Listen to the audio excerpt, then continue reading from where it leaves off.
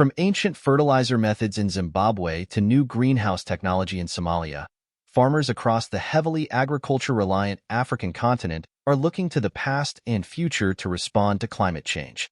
Africa, with the world's youngest population, faces the worst effects of a warming planet while contributing the least to the problem.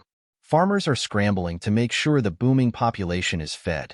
With over 60% of the world's uncultivated land, Africa should be able to feed itself, some experts say. And yet 3 in 4 people across the continent cannot afford a healthy diet, according to a report last year by the African Union and United Nations agencies. Reasons include conflict and lack of investment. In Zimbabwe, where the El Niño phenomenon has worsened to drought, small-scale farmer James Chuma has lost hope of harvesting anything from his fields. It's a familiar story in much of the country, where the government has declared a $2 billion state of emergency and millions of people face hunger. But a patch of green vegetables is thriving in a small garden the 65-year-old Chuma is keeping alive with homemade organic manure and fertilizer.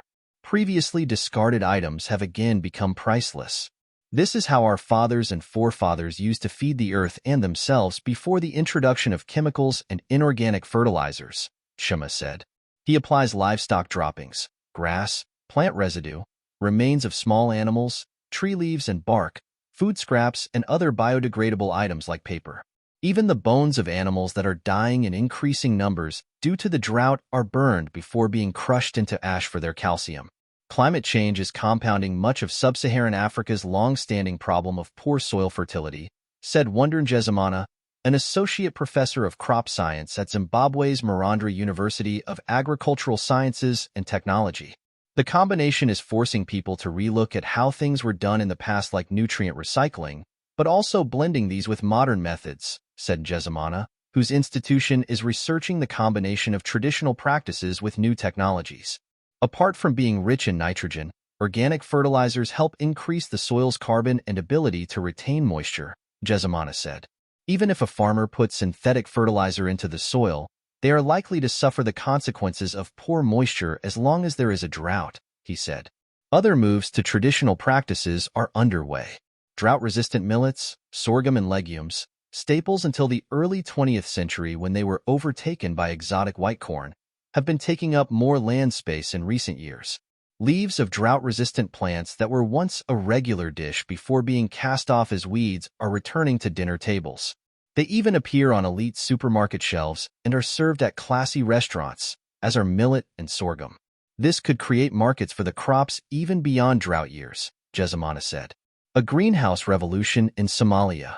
In conflict-prone Somalia in East Africa, greenhouses are changing the way some people live, with shoppers filling up carts with locally produced vegetables and traditionally nomadic pastoralists under pressure to settle down and grow crops.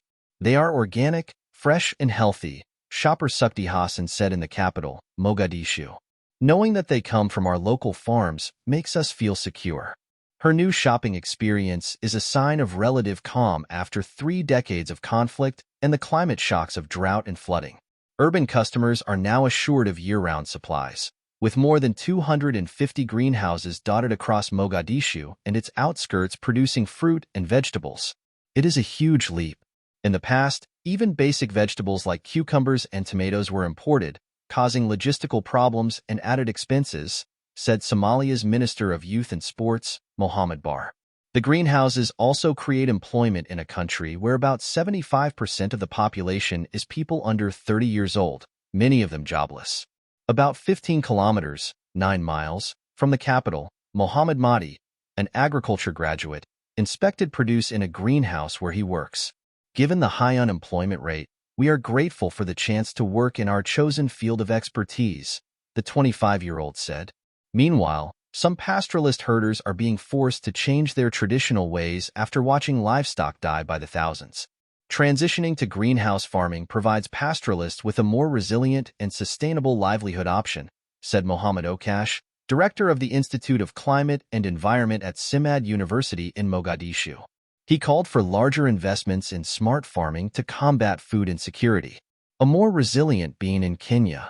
In Kenya, a new climate-smart bean variety is bringing hope to farmers in a region that had recorded reduced rainfall in 6 consecutive rainy seasons. The variety, called Nyota or Star in Swahili, is the result of a collaboration between scientists from the Kenya Agricultural and Livestock Research Organization, the Alliance of Biodiversity International and Research Organization International Center for Tropical Agriculture. The new bean variety is tailored for Kenya's diverse climatic conditions. One focus is to make sure drought doesn't kill them off before they have time to flourish. The bean variety flowers and matures so quickly that it is ready for harvesting by the time rains disappear, said David Karanja, a bean breeder and national coordinator for grains and legumes at Calro. Hopes are that these varieties could bolster national bean production. The annual production of 600,000 metric tons falls short of meeting annual demand of 755,000 metric tons, Karanja said. Farmer Benson Jatanga said his yield and profits are increasing because of the new bean variety. He harvests between 9 and 12 bags from an acre of land, up from the previous 5 to 7 bags. One side benefit of the variety is a breath of fresh air.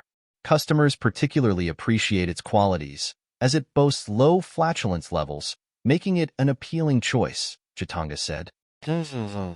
Tyro reported from Nairobi, Kenya, and Farouk reported from Mogadishu, Somalia.